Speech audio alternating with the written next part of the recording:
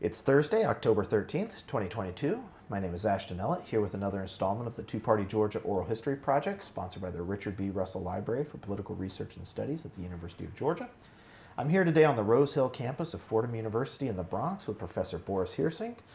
Dr. Heersink earned a bachelor's and master's degree in history from the University of Amsterdam in the Netherlands, and an MA in political science from the New School for Social Research in New York City, and a PhD in political science from the University of Virginia. He's currently assistant professor of political science here at Fordham. His book, Republican Party Politics in the American South, 1865 to 1968, co-authored with Jeffrey A. Jenkins, won the American Political Science Association's J. David Greenstone Prize, as well as the Southern Political Science Association's prestigious V.O. Key Award. So congratulations to you and your colleague on those excellent awards. You can also read his research and insights in the Washington Post Monkey Cage blog. So Dr. Heersink, Boris, thank you so much for inviting us here to Fordham. It's our first time in the Bronx. Welcome. Glad to be here. It's we're getting a little rain. It's going to cool things off. Maybe fall will finally be here. The leaves are changing. The leaves are changing. We drove down. We had an interview in Northwest Connecticut up in Salisbury. Drove down the Taconic, and the leaves are in full change. It's very pretty, yeah. So it was a very, very pretty, very narrow road, but very pretty nonetheless. The things you get used to, I suppose. So we were talking, before we started rolling, I was gently ribbing you about the stereotypes about your mother country, the Netherlands. Tell me about your childhood growing up and how you came to be a scholar of American and Southern politics. So I'm born and raised in Amsterdam, lived in a suburb of Amsterdam for a couple of years. But in the Netherlands, essentially, when you go to college, unlike in the U.S., you basically just pick one area of research that you do. So here you start, you major and you minor and all that. In the Netherlands, you just pick a field. So I picked history. And one of the mandatory courses in the first year was sort of an American Studies class, and I liked that. This was also like 2002, so it was Iraq War, 9/11, right. A lot of reasons, the 2000 election, so a lot of reasons to care about American politics and sort of American political history. And so I just sort of rolled into it, did my bachelor's, did my MA in history. And then by the time I was sort of like out of that and I knew I wanted to do research for a living, I was sort of specialized into American politics to such an extent that it was like, this is, I guess, what I do. And actually tried to get a PhD position in the Netherlands, and that never worked out. And so I got my MA in political science at the New School, which is sort of a program that combines history and political science. Or at least there's a couple of people there, like David. Sort of a nice halfway house for your transition. And that is a deeply underfunded program. And so I got my MA there. I got into the PhD program, but there was no way to stick around as a non-citizen. So I went back for a year and a half, applied to PhD programs, and got into UVA. And that's a program where you got a bunch of people who do American political development there. Jeff Jenkins, then later on co-author, Sid Milkers, people like that. And so, that's sort of the short version of it. So were you interested in politics sort of on a practical level, or was this just more fueled by your interest in American history and American politics? No, I've always been interested in politics. I remember, like, even as a kid, just sort of really being focused on election campaigns and sort of trying to figure out how politicians, in the Netherlands you have a multi-party system, so it comes down to like coalition negotiations and like how does that work. Also, when I was growing up, like you went through a variety of like a combination of the 1990s being a relatively calm era politically, certainly in the Netherlands and in the United States, to the complete collapse of all that in 2001, 2002. Both in the U.S. and also in the Netherlands. So we had a populist politician assassinated, Pim Fortuyn, which was a huge shock in the country. And so there's a variety of things happening at the time that really seemed to suggest that, politics is something we should care about and sort of try to figure out how it works. And also always being interested in history sort of connects the two in sort of a belief that if you want to understand how politics works today, you have to understand how we got here. And that requires looking at the past. So your master's thesis in the Amsterdam New School, what was your capstone project that sort of? So in the Netherlands, it was a history thesis, I guess, on primary campaigns in the U.S. And so it was looking at how FDR got his nomination 32, the Robert F. Kennedy nomination 68, Howard Dean in 2004. The Dean's Green. There was one in between that I'm blanking on right now. But yeah, it was basically looking at those cases. I don't think there was a really strong political science type argument yet, but it was basically sort of looking at how can you win a primary or how do you lose a primary. Sure. And then in the New School, it wasn't as much of a capstone project, but the thesis I wrote there was sort of focusing on the vice presidential candidates, which I've since then done some research on, and largely sort of trying to figure out like what, under what conditions can you consider a vice presidential candidate successful? And basically the argument being like, in most cases, you can probably identify a role or a expectation that the presidential candidate has when they pick the vice presidential candidate.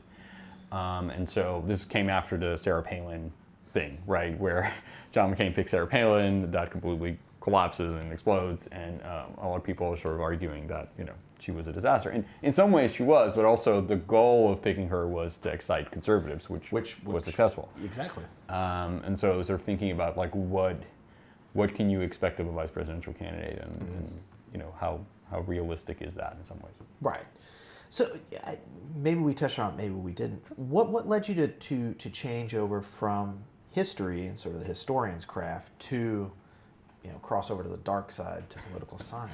So I actually don't recall explicitly what. I remember in 2007, 2008, I applied to both PhD programs and MA programs in history and political science, and New School accepted me with some money to do the political science MA side. That worked out very nicely because the history job market is essentially non-existent. You're telling me. Not to rub salt in the Oh, no. I pulled that ripcord out of academia. No, I don't know if you're familiar with the Miller Center at Oh, yeah. And so they used it, and no longer have it. They used to have a sort of a 1-year program where PhD students in history and political science. Sort of a fellowship. I had some colleagues. Tori Olson at UGA was a and you would have mostly historians and a couple of political scientists every year who all did sort of American political history. Everybody in my year when I had that fellowship was brilliant, and there's not a lot of people who managed to get jobs out of it. It's really, really tough, and political scientists did. Not because we were better or smarter, it's because that market at least existed. It's completely different. And so there wasn't, if you put all the bits and pieces together, it's sort of like forms a coherent narrative, but a lot of it was just luck, I think. Oh, well, I mean, that's the academic but it worked market, out. Right? So what was the transition like coming from the Netherlands to the United States? I mean, I assume it's much easier for a European. Oh, it's relatively easy, yeah. So there's the standard element of like, I don't think that's even necessarily about moving countries, but just in general, like moving from one, thing you're used to something completely different.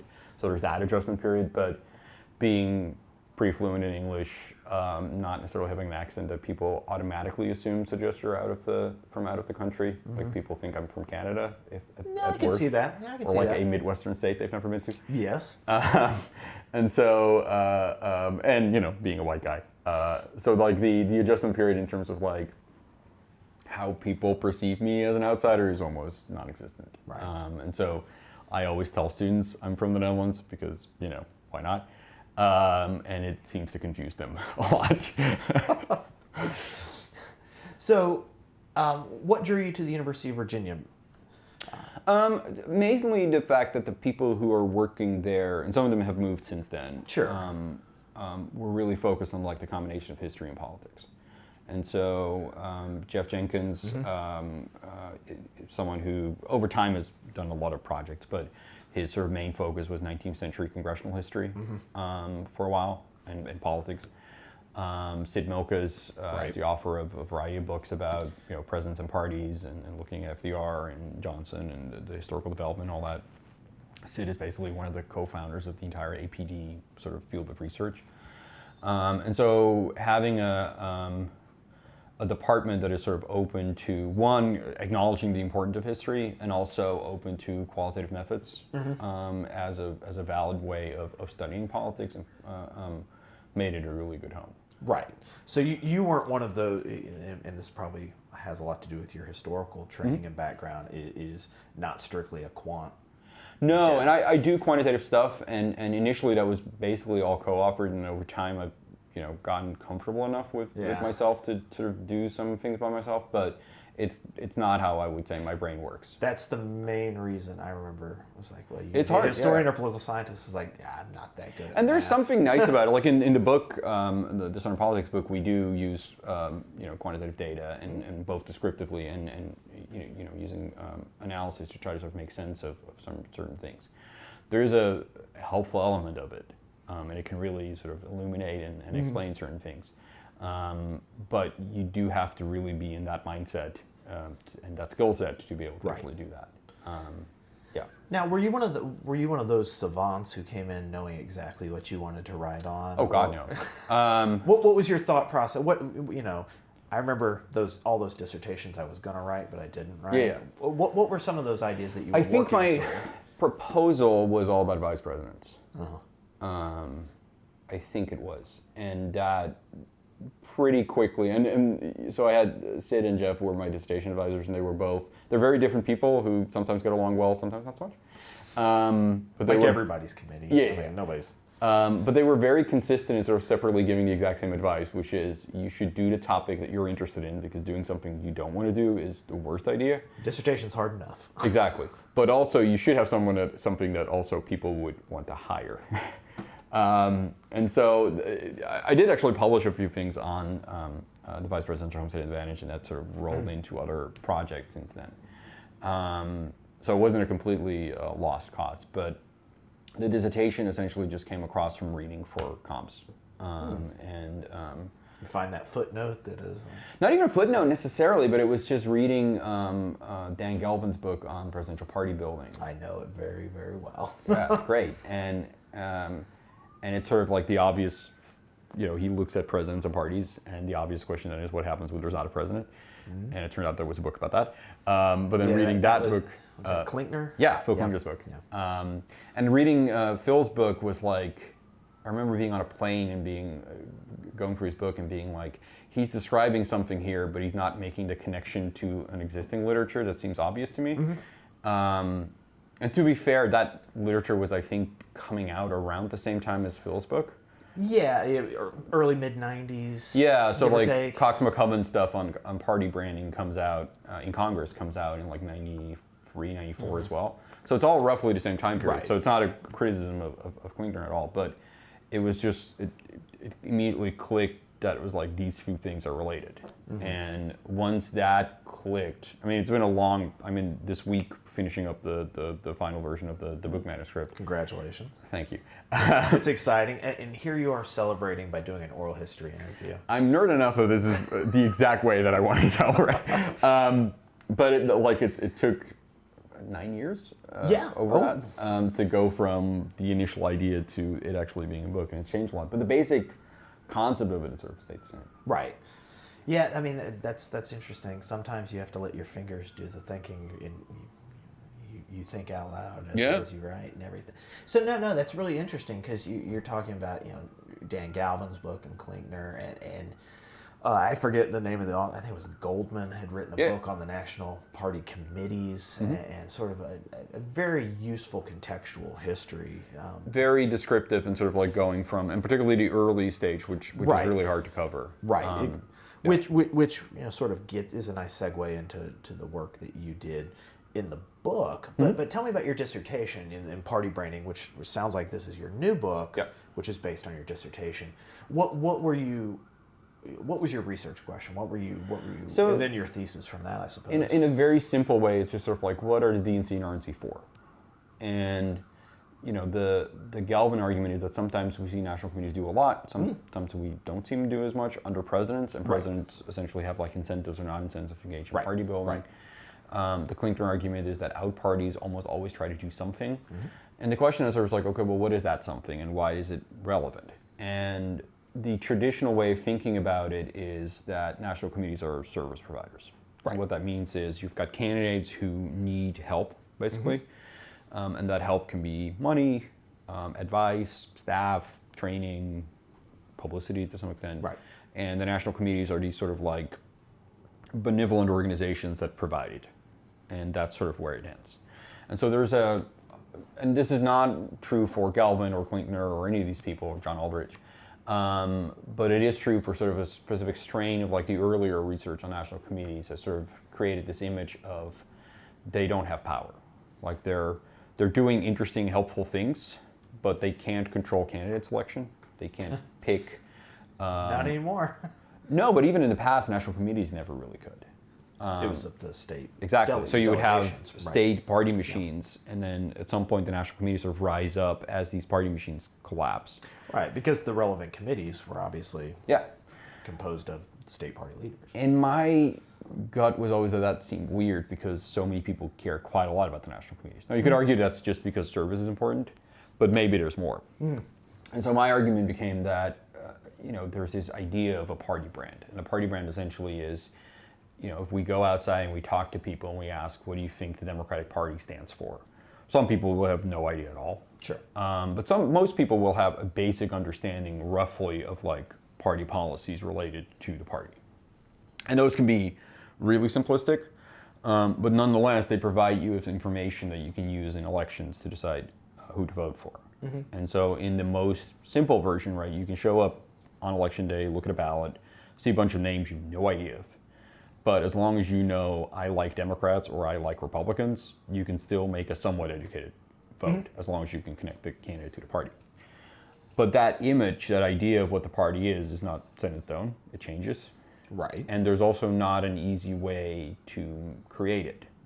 The problem the parties have is that if there's a lot of confusion about what the brand is, that heuristic sort of loses value.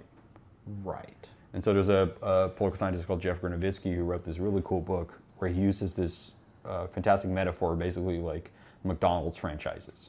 Right. Where like we all have an image of what McDonald's is, right? And we all have an idea of sort of like, for better or for worse, right? You can love McDonald's or you can hate it or whatever, but like you have an idea of what it is. If you go to a McDonald's franchise and you get cold fries, right? That's not in line with the brand or the image. Right. Getting that once probably doesn't matter. Maybe you won't go back to that particular McDonald's, but but if you get that like 5 or 6 times in a row, you might never go to McDonald's again, right?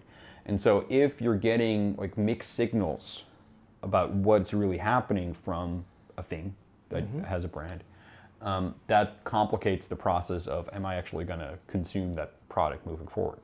So if the Democratic Party sends all types of mixed messages of like, we support gay marriage, but also we oppose it. We are in favor of tax cut, but also we want to tax more. All these different signals at the same time.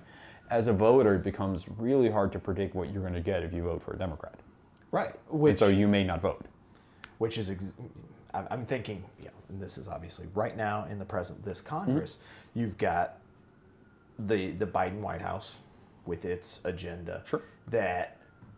Which is actually really impressive given the margins for sure, in the House and a 50-50 Senate.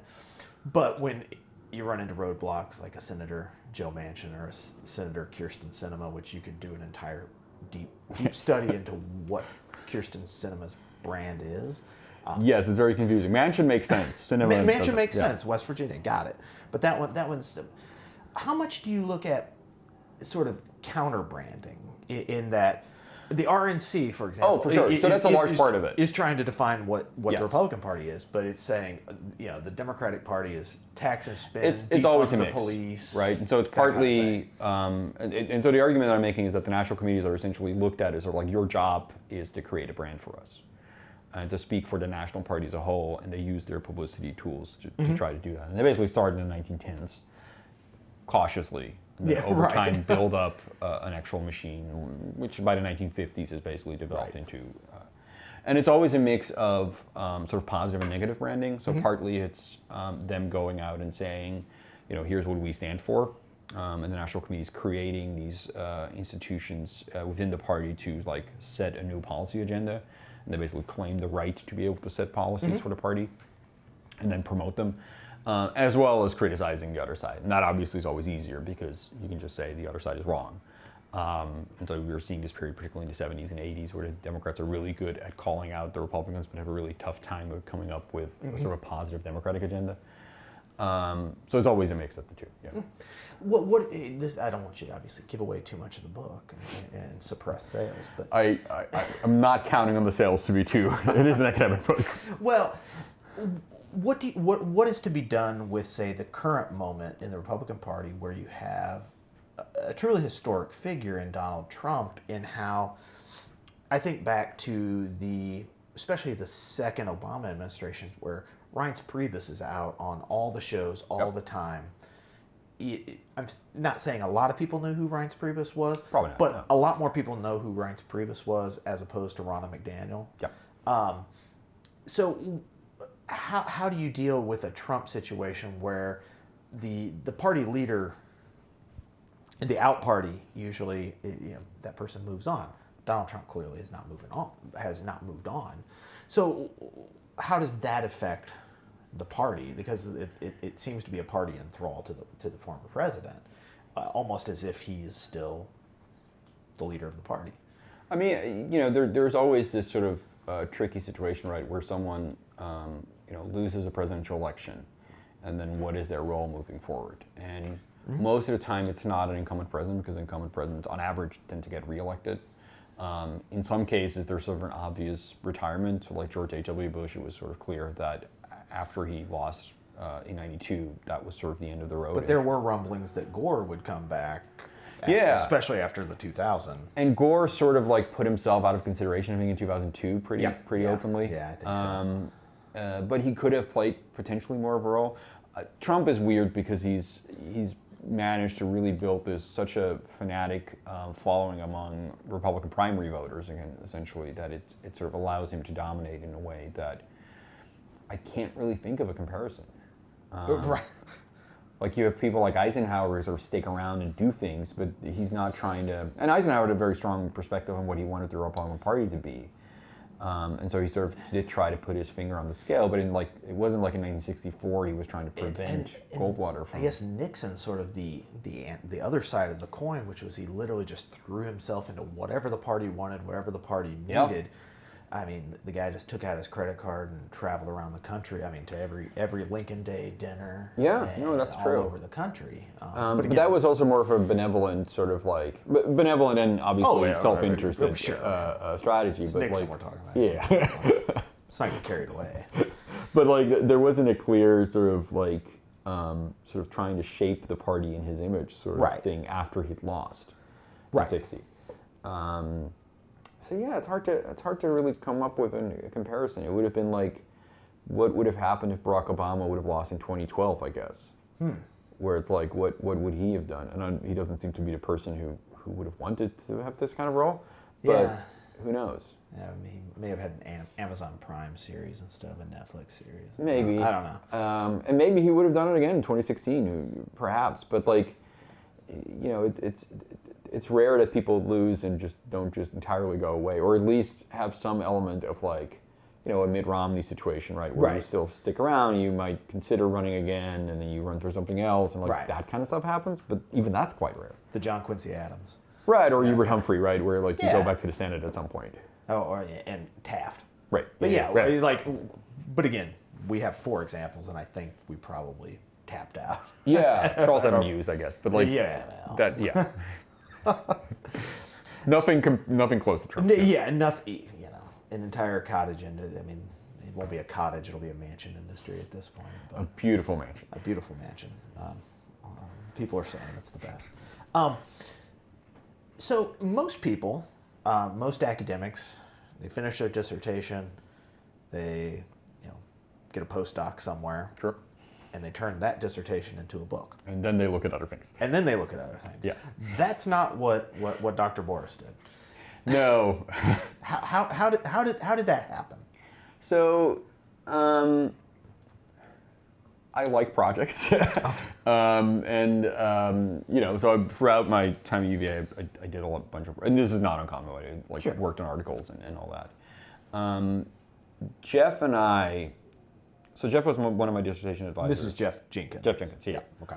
And he's a very good advisor in that he really enjoys just chatting, which is good. Yeah. Because it's you sort of like think about things and you can throw things against the wall and all that and see what sticks. And I remember we had lunch somewhere to talk about my dissertation, which was before I defended anything, like a prospectus or anything, so it was still early days. Right. And we were walking back to our offices, and he was sort of like, here's this thing I've always wondered.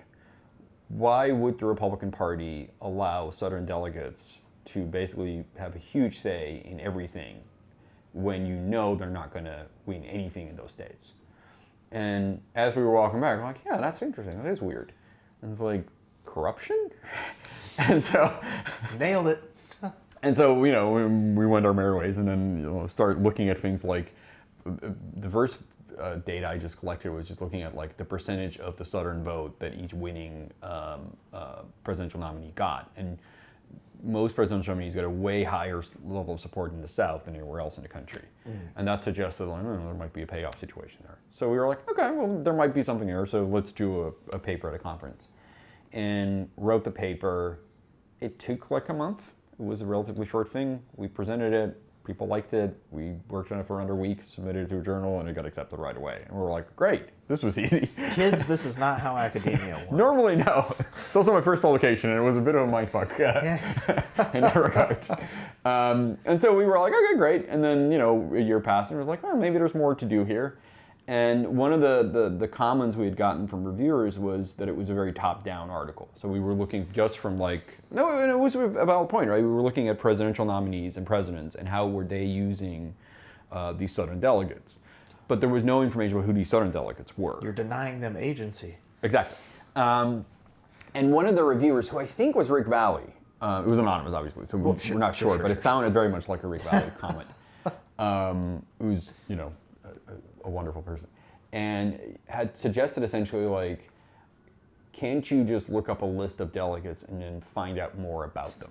Oh, you'd think that. And we were like, I guess we could. And he was like, look at, or the reviewer I should say, look at ancestry.com. And we're like, okay, I guess we could do that. So for a second paper, we started collecting data on each of the delegates. And the nice part is that for national conventions, they publish these books. Right. Oh, yeah. With all the transcripts. The proceedings. Exactly. Yeah. That includes a list of Gold delegates. mine. And includes the names, it includes the locations. Address, yeah. And not address, unfortunately, just the city. Well, city, sorry. So we have state, city, name, and the knowledge that they were alive at that specific moment. And so we started trying to see, can we match them with census records, which Ancestry.com has. And it turned out that it was actually pretty doable. Not everybody, obviously. Like if your name is like Jim Jones and you lived in Atlanta, there were probably multiple Jim Joneses, so we couldn't really match that. But there were enough people who were like from relatively small places where there was one person with that name in the census record right there. And so we were able to help you if it's a Mrs. W.T. Smith. Exactly. But we got like 80% of people matched. Well, that's very impressive. We had the 1890 problem where like all the census files burned. They burned. Yep. So that was an issue. But otherwise, we had a really good coverage rate. And because of that, we were able to identify the race of the delegates. Mm-hmm. And that set us in sort of motion of like figuring out, what did these state party organizations look like race-wise across time. So that's the lily white, black and tan. Exactly. And so we wrote a paper, and as we were writing it, there was just so many characters and weird things and these really unique people and things that just, and it was like there's no way we can all summarize this in an article, and we weren't even sure what the article would look like, but the book sort of makes sense. Mm-hmm. And so we came up with a book idea, and we got a contract, and then we had to write it. And that took 4 years, but... Well, I mean, so you've talked about one of the processes. Like, I know as a historian how this process works. You go to archives, you look at newspapers. What other forms of records, either primary source, secondary source? So we didn't do much of any archival work. Okay. There's a little bit of it in terms of like I think maybe some transcripts from RNC meetings. Sure. Certainly the National Convention materials.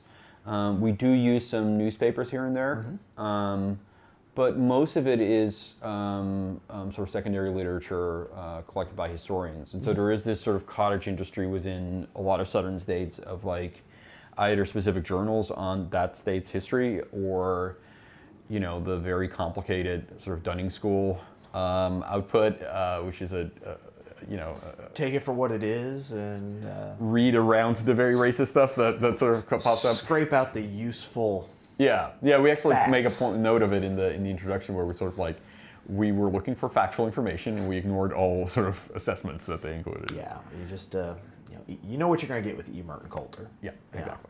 And so on that basis, we were able to do sort of a national history, where it's like the top-down stuff of like what are presidents doing, how does it affecting presidential selection, vice presidential selection, and all that.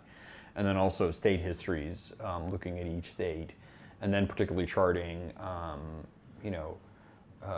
how basically Reconstruction ends in each state, and then what the parties look like, and at what point do lily whites, the all-white segregationist versions of the Republican Party, state parties take over.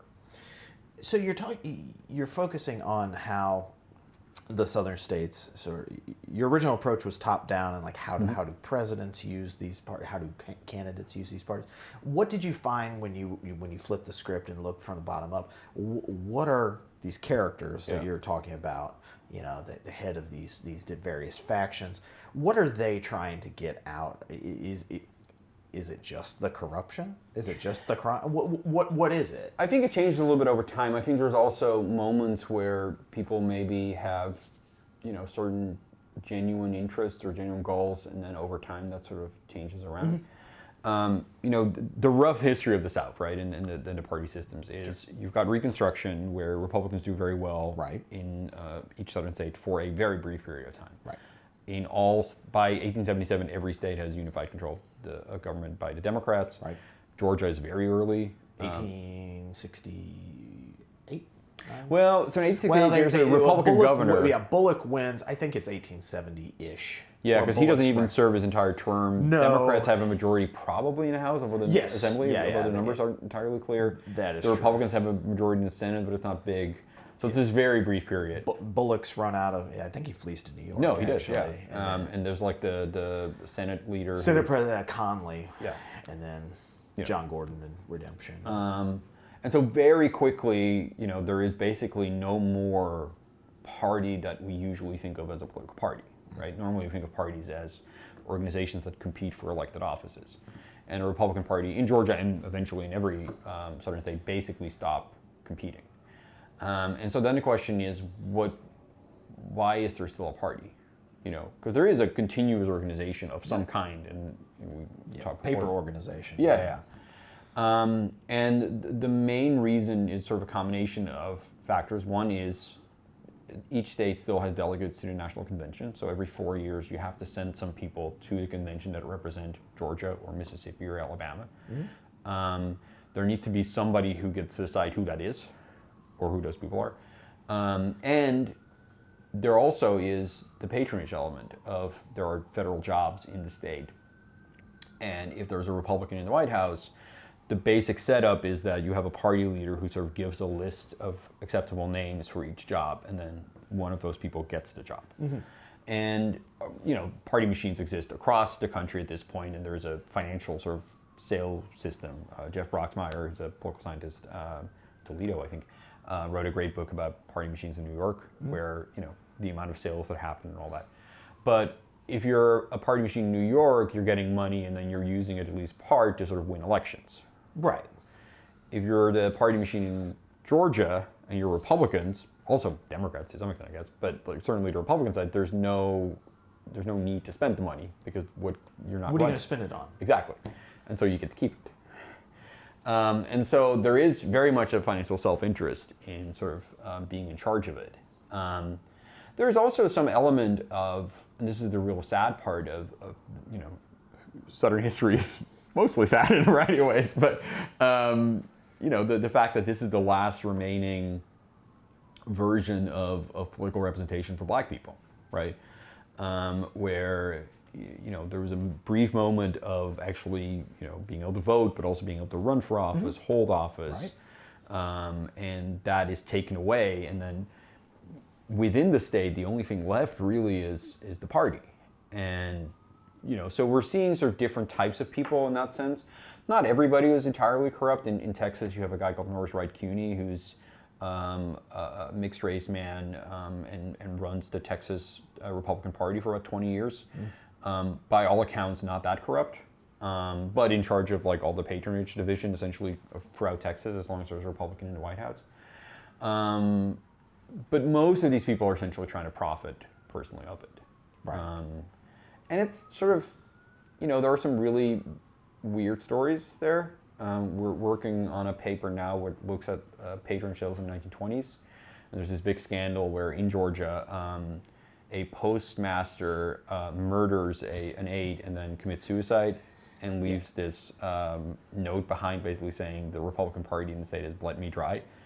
And that creates this big Senate investigation. And they're looking at a bunch of southern states. And some of the details in these different states are insane. Like Texas basically just had a pre-printed form for everybody who was applying to a job where it's like, okay, well, tell us how much money you're going to give us and then we'll consider you. In Mississippi, you had a party leader, actually lives in Washington, D.C., worked at the Justice Department, and people would have to travel to D.C., meet with him, and then just give cash money to be considered.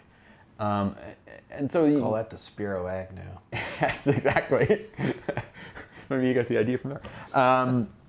But it's also like people who are, Perry Howard, who's that Mississippi boss guy, who was on the cover of a book. Also a really smart man. Like, as a PhD, was a university president. May not have gotten a PhD, but he did have, certainly JD. He was a math professor for a while. He was a president of a university for a bit. Then he became a lawyer, and it was just one of those things where like there's nowhere to go. Like the limits to what you can achieve. To calculate the bribes. That's true.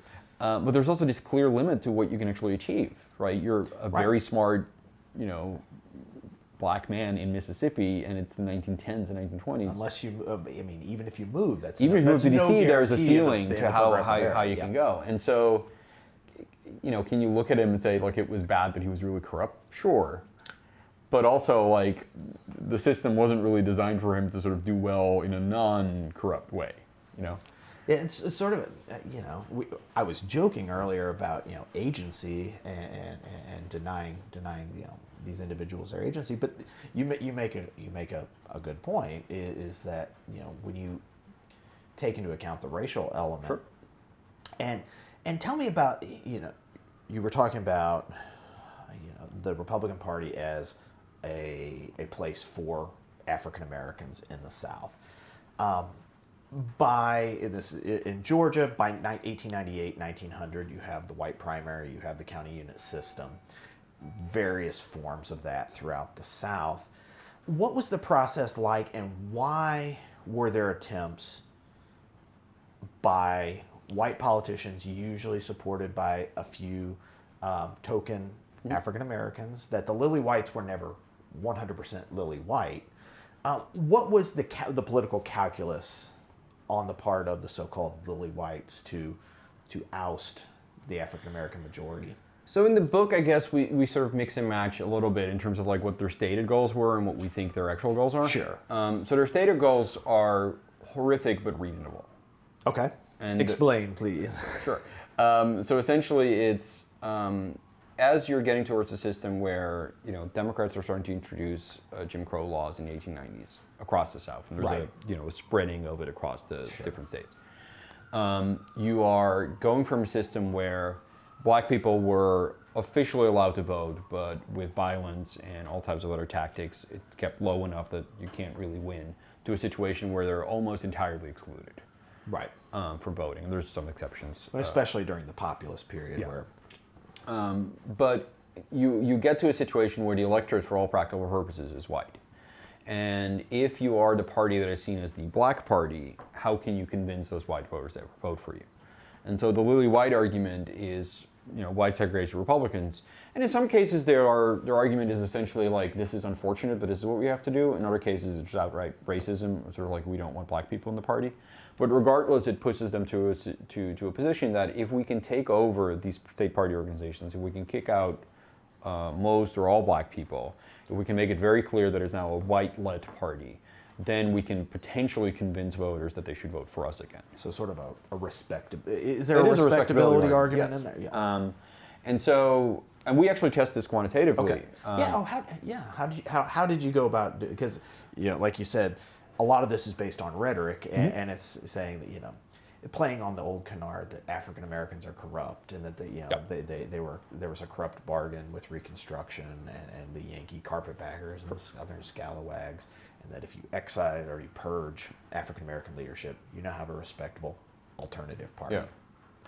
So, but how do you test that quantitatively beyond just? So we have the data set language that I mentioned before, right? Yeah. Where we know the race of the delegates, and so we can say for each presidential convention, X% of the Georgia delegation is black, and we can run that as the sort of predictor of the party's vote in the next election. Mm-hmm. And so the logic essentially is assuming people are paying attention, and there's enough local news coverage that it seems like people probably were aware of what was happening in the state, in the party. Like it took a long time for us to write the book, but it was never hard to find information about the heyday of the case. local newspaper. No, exactly. And it was relevant enough to them to write about these, right. even though the party wasn't winning or anything. So there's a reason, we think a reasonable argument to make that people who were sort of following politics were probably aware of like, oh, the white people are taking over the party, or it is predominantly still a black party. And so we find that prior to Jim Crow legislation, the more white a Republican state party gets in a state, the lower its vote share. Okay. So as white people take over before Jim Crow, when black people still get to vote, there's actual punishment as the Republican Party gets whiter. In contrast, after Jim Crow, if the party gets more white, the Republican Party's vote share goes up. So sort of post-Lodge Force Bill failure, so 1890-ish. Yeah, so we look at every individual state for when they actually pass their bills. Makes sense. And there is a difference there between the Deep South and the Outer South. Right. And so in the Deep South, it doesn't really work that well. And the logic there seems to be that segregation is so crucial because white people are a minority, right, that nothing can convince them to vote Republican. But in Outer South states, where it's less of North Carolina, exactly, where it's less of a direct concern, arguably, as the Republican Party gets wider, their vote share goes up. Now, it's not enough to actually start winning things. Mm-hmm. That's right. But it does show that, in our view, that it sort of makes the Republican Party sort of safer for white voters. And in terms of like the long-term story, what we're arguing is that essentially set them up for the eventual takeover of white voters in the South. So, we talk about the pre and post Jim Crow era. What does it look like? You mentioned, I know, thinking back to chapter 1 of my dissertation, you're talking about the Harding era and the Hoover era. There were big pushes from Washington. Yep. How did that differ from, say, the really tumultuous Reconstruction Redemption era?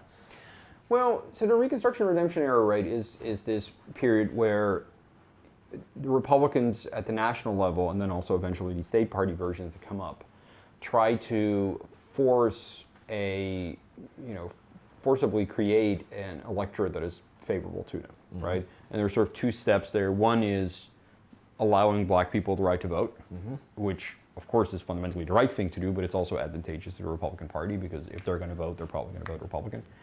And then also temporarily keeping out a decent number of white voters from the electorate for having collaborated. And this is a South-wide phenomenon of tiny electorates. Exactly. So it's already a relatively small group of people anyway. And so like if you can effectively do that for a bit at least, you can sort of create these Republican majorities. And so initially in most states, not Georgia, but in most states, we see a pretty robust Republican control of the state government.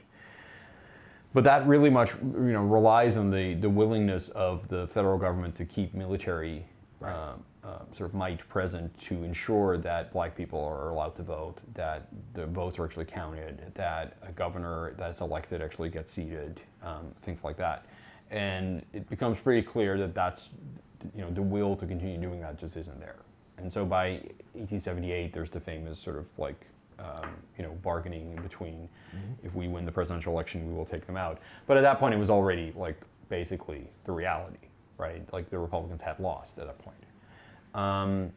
And so there's in the 1880s and early 1890s, there's essentially from the Republican side an attempt at like maybe we can appeal to white voters on economic issues.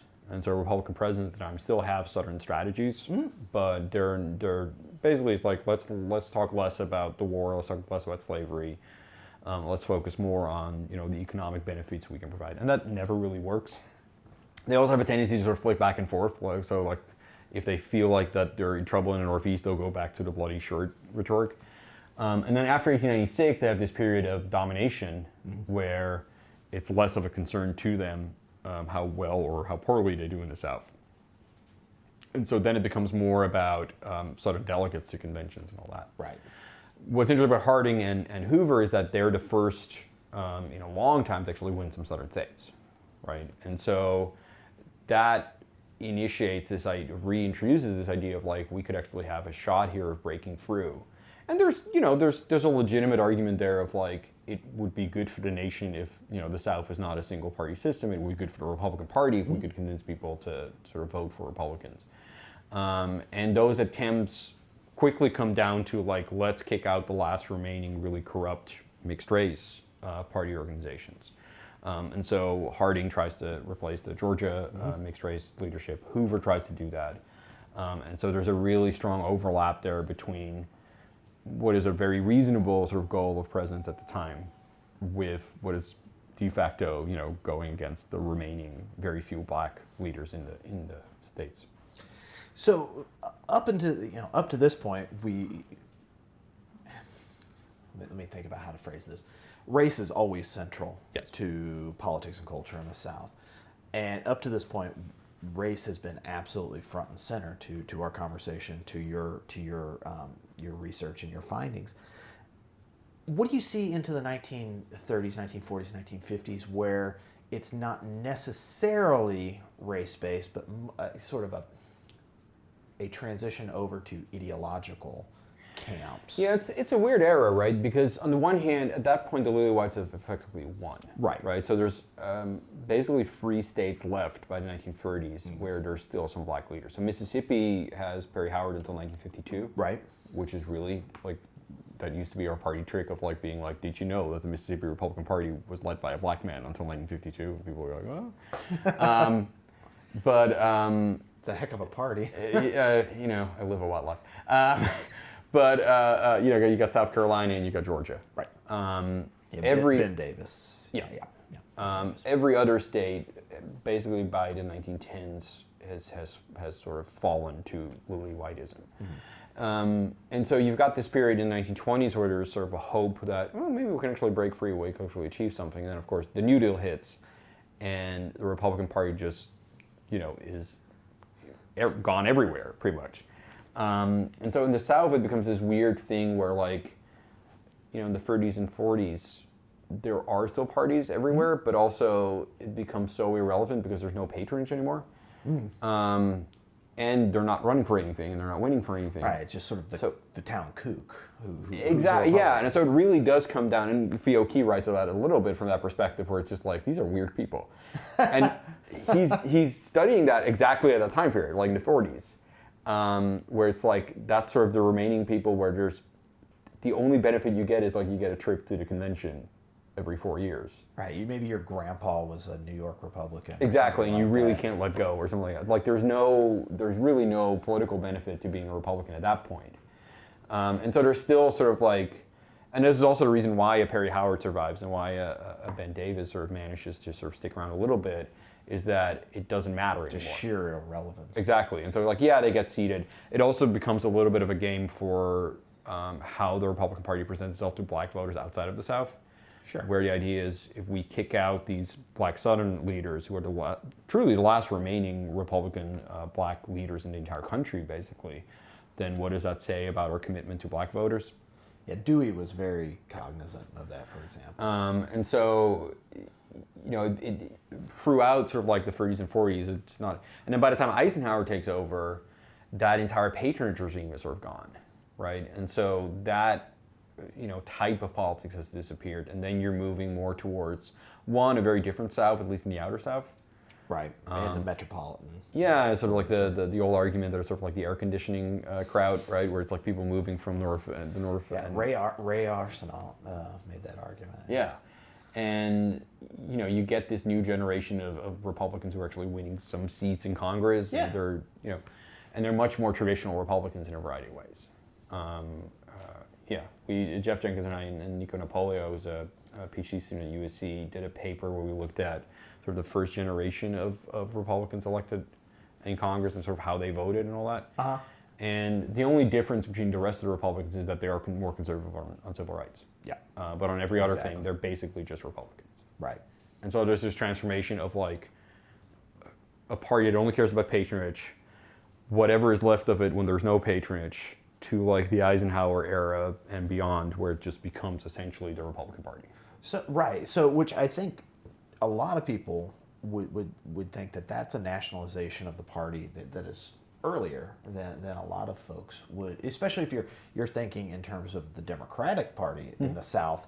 You have that bifurcation last well into the 1990s. Yep. Most of your yellow dogs and your boll weevil Democrats are ousted in either 1980 or 1994. Yep. In those Reagan and Gingrich revolutions. But what you found was that at least Republicans in that early period were pretty nationalized from the very, very early on. Yeah, and again, with the crucial exception of civil rights, where they vote basically like Southern Democrats. Oh, exactly, like in 64. And so that is beyond. the sort of the longer form version of the Republican Party, right? Which is, if you're going to want to be successful in the South, and you've decided you're going to be the white party, then you have to give something up, right? And that is essentially the ability to sort of support civil rights, to appeal to black voters, and in exchange you might succeed in getting white voters in the South to vote for you. Right, and in Southern political history, what we focus on is sort of the backlash thesis versus the colorblind conservatism. I guess we can call it counter revisionism or something like that. What do you find? How do you approach it in political science when we're talking that critical 1950s, so 52 to 68 period? Sure. What are your findings in terms of how the Republican Party is operating at that sort of organizational level in the South? So I'd say it's sort of like from 1940s onwards. Right. Although someone like Eric Scheckler would probably argue it even starts in the 30s. It's basically a dance between. There's a Goodbye to the Party of Lincoln book that for sure. escapes my mind. It's basically Same this thing. dance between the two parties, right? Where partly you're talking about processes that both probably go beyond what any individual leader can do. But then there's also, there's probably a limit to how long you can have, the Democratic Party be a mix of black voters in the Northeast and hardcore segregationists in the South.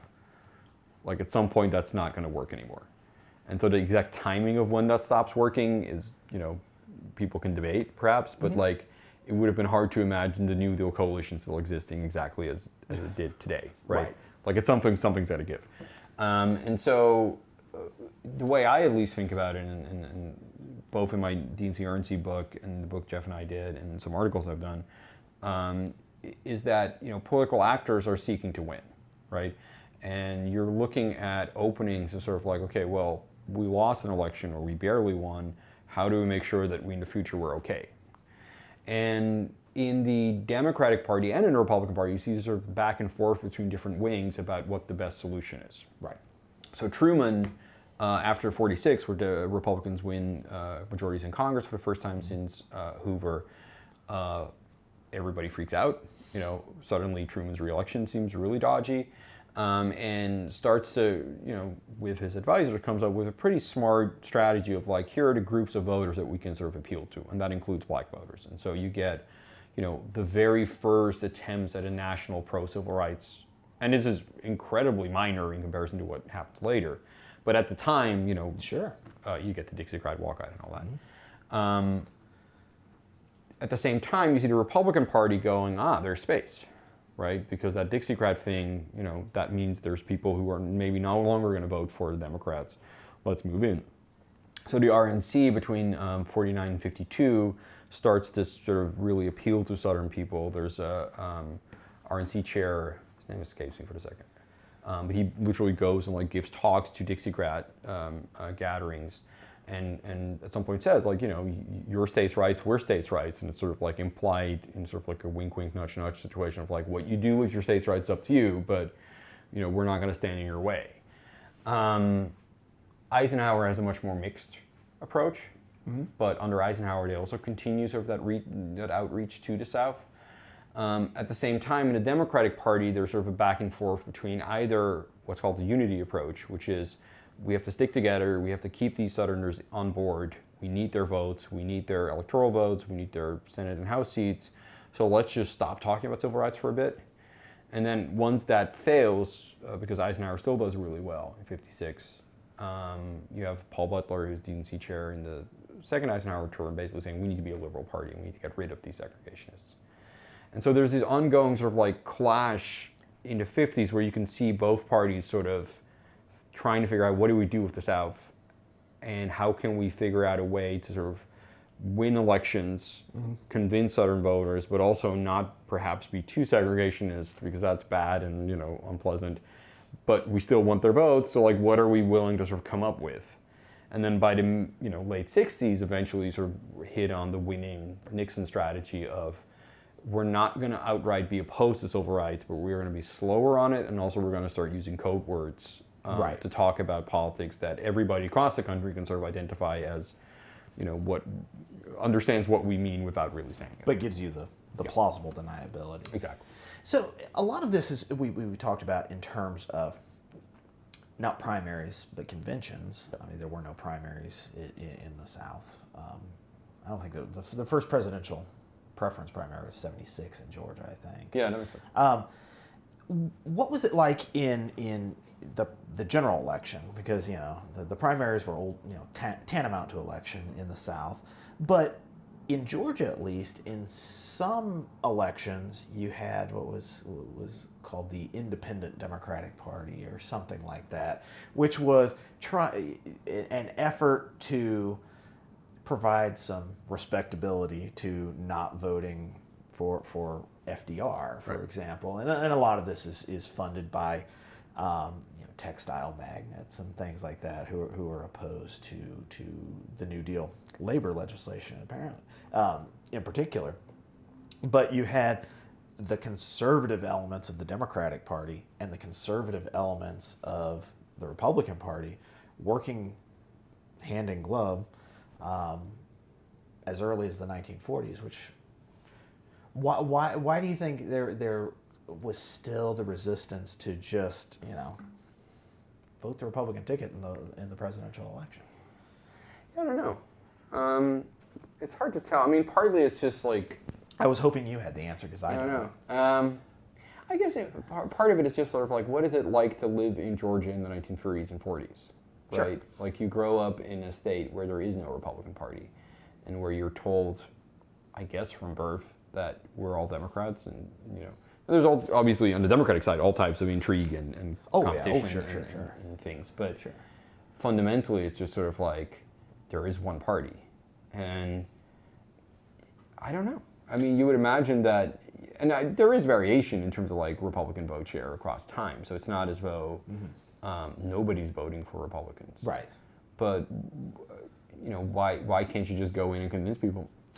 I guess if you're a behavior, you would just say like people's party idea comes from socialization, comes from, how you think of yourself and what you think of as you being your party. And this is also why it's really hard, as we were talking before the camera roll, like the Herschel Walker and... Politics is vibes. Yeah, but it's also just sort of like you're a Republican, so you vote for Republicans. You're a Democrat, so you vote for Democrats. Right. And so if everyone's a Democrat, you're going to vote for Democrats. But Right. there are some cases, it's more sort of locally. Mm-hmm. I know in Tennessee, at least, there were like local Democratic bosses who would work with Republican bosses and basically just sort of get even black voters. Right, the Crump machine exactly. in Memphis. So those kind of things do happen. But, yeah, I don't know. Well, I came 800 miles to get that I answer. gave you other stuff. No, I want, it's not fair to ask questions after the book ends, but I'm going to do it because Sure. I'm here. Why stop at, do you stop in 68 because why stop in 68? So there's the intellectual answer and there's the both perhaps answers. real answers. Oh, yeah. The perhaps real answer is You the book has to stop at some point. You have to stop somewhere. And this was already a long book. We also felt like, you can keep going into, forever, potentially, but it reached a point where, one, we ran out of data sources. So like the census no longer is available after the 50s.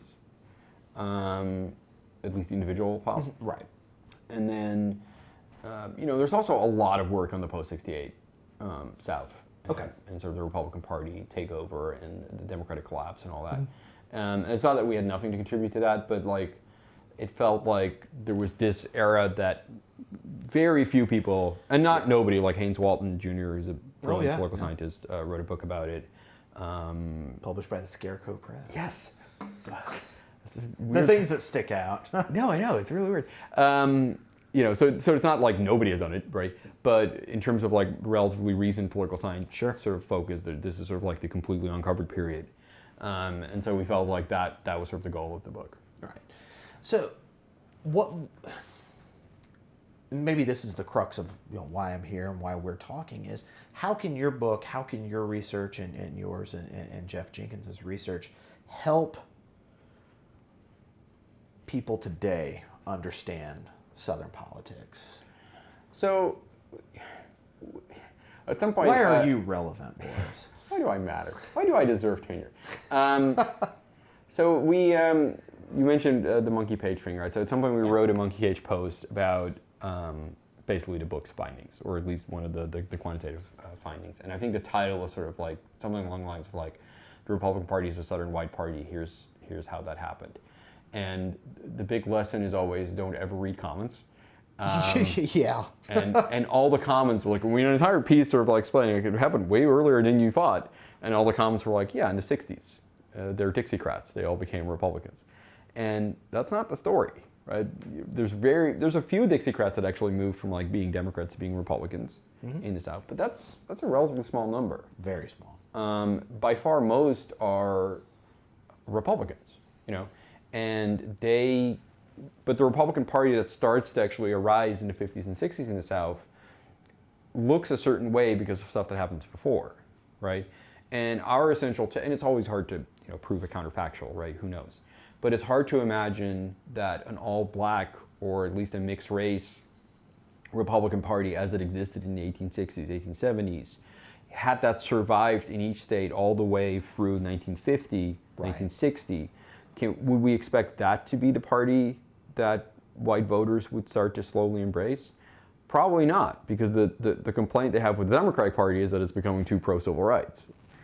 And so the fact that you can have a Republican Party today that is, dominating across the South in a way that the Democratic Party used to do in some states, you need to explain how it stopped being a black party and how it became an all-white party, or mostly white party. Right. And understanding that process is really crucial. And also understanding that it wasn't accidental, like it was by design. They had a theory about this, and to some extent it turned out they were right. Right. And it wasn't simply top-down. It wasn't simply bottom-up. It was no, it was mixed. Right. It was the culmination of various purges, for example. So, yeah, I mean, that thinking about that in how you look at 1964 and that's what people are talking about when when the commentators are saying, oh, it's the 1960s, and yeah, that's a coup de grace in terms of black leadership, not necessarily outreach to African American voters. Not that Goldwater can do it, and not that the parties that came in with the Goldwater wave were interested in doing it. So it's really interesting now. Here we are in 2022. Good God, it's March 912 of 2020, Yes. where you have the seemingly unlikely scenario of the Republican Party, led by Donald Trump, at least informally now, but in 2020, markedly improved. Now, again, we're talking Yeah, no, for sure. the inner cities and African American voters in the rural countryside, especially in the South, did shift somewhat, not insignificantly, to the Republican side, and that you do have an effort. I'm thinking in Georgia, for example, with Herschel Walker, who's an African American former University of Georgia football player, to make very high-profile, visible outreach to African Americans, not necessarily through policy. No, and that's a long-standing Republican approach. Right. So unpack that and tell us about that. And So if you look at, again, this is mostly RNC, but there's presidential elements to it too. From certainly the 60s, 70s, 80s, 90s, 2000s, there's at least always a couple years where someone is an RNC chair and really says our core priority is convincing black people to vote for us. And so Ray Bliss does this in the Johnson administration era. Brock does it during the Carter era, and they really invest a lot of time and energy and money into trying to do that. Like they're giving, they're hiring specific agencies, black-owned agencies, to try to explain to Republican candidates how do you appeal to black voters. Brock brings Jesse Jackson to an RNC meeting and then has him give a speech. And even under George W. Bush, there's like a period where Ken Mehlman goes out and says, goes to the NAACP and apologizes for, the racist stuff Republicans were part of. Lee Atwater, despite the Willie Horton ad, prioritizes black outreach. But every single time, there's always this sort of like, it's outreach and not changing policy. So it's always saying our core goal is to get more black people to vote for us. And I think often coming from a very real place. I think someone like Bill Brock really believed that it is truly bad that 80, 90% of black people are voting Democrat and so few people are voting Republican. Partly it's electorally bad, but it's also just bad for the party. But then they are not ever willing to go there in terms of policy. So it's always like, no, let us explain it better, or let's talk to people more about. See what you don't understand. Exactly, and there's a limit to that, right? The Trump thing is interesting, particularly because of how Trump is sort of not really doing that, or at least doing it in his sort of typical clumsy Trump way. So I don't fully understand, or I'm sure people have written about it, but I'm not sure if there's a consensus argument yet for why we saw that shift. Yeah, and I think it might just be pandemic and sort of opening things up again. It could, yeah, right. That is one of the major arguments is that you have such sort of a focus on work in the terms of just living day to day. Right. With that security of is thing going to be closed? Is there going to be relief? And that argument has been posited not just for African American voters, but also especially Hispanic voters, especially the more culturally conservative in the RGV, the Rio Grande Valley of Texas, Cuba, and things like that.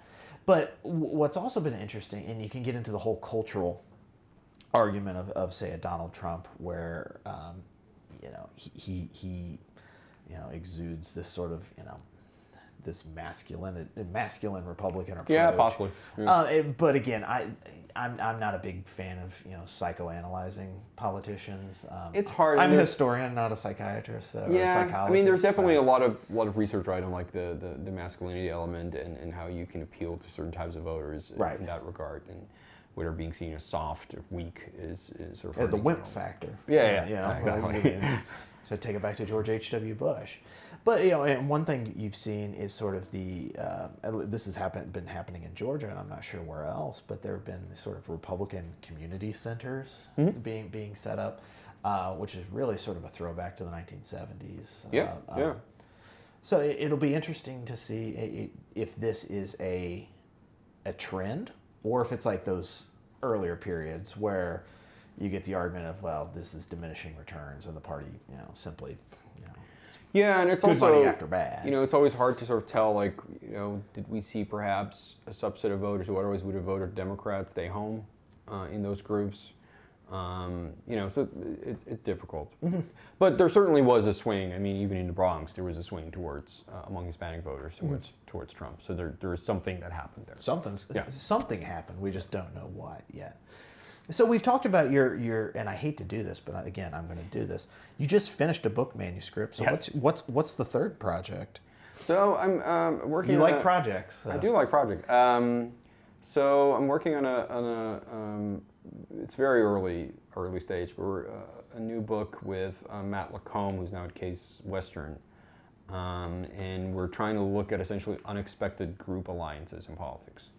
And so, like we were just talking about, or roughly, I mean, it's more outside of political parties, but essentially, you know, we just did a paper where we're looking at the alliance between Teamsters and gay rights activists in the Bay Area in the 70s. And that's sort of a time period where, like, that's not an obvious match. Like, it's not that the Teamsters were, like, known for their sort of huggability towards gays and lesbians. And there's an element there of partly sort of like two groups that are both in a position of weakness. They have a shared enemy at the time, which is the Coors Brewing Company, which is both hostile to unions and hostile towards gay people.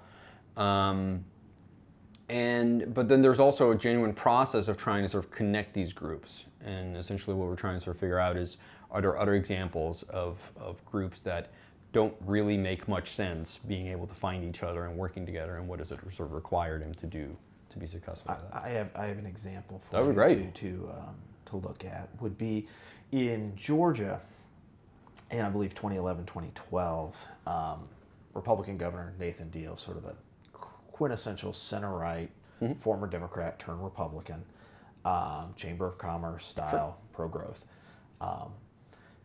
puts forward, you know, this transportation sales tax amendment, and it's going to be voted on in the various congressional districts. And you have a coalition in the Atlanta area of African Americans and Tea Partiers uniting to vote down exactly a transportation. And what we're interested in tax. sort of like, is that purely just like a temporary, we don't like each other, we will never work together again.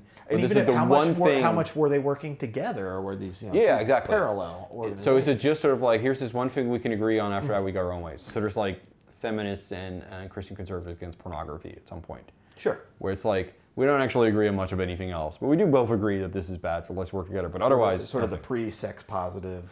Yeah, or can you find a world where you actually work together and you keep working together and you adjust your understanding of what fits together?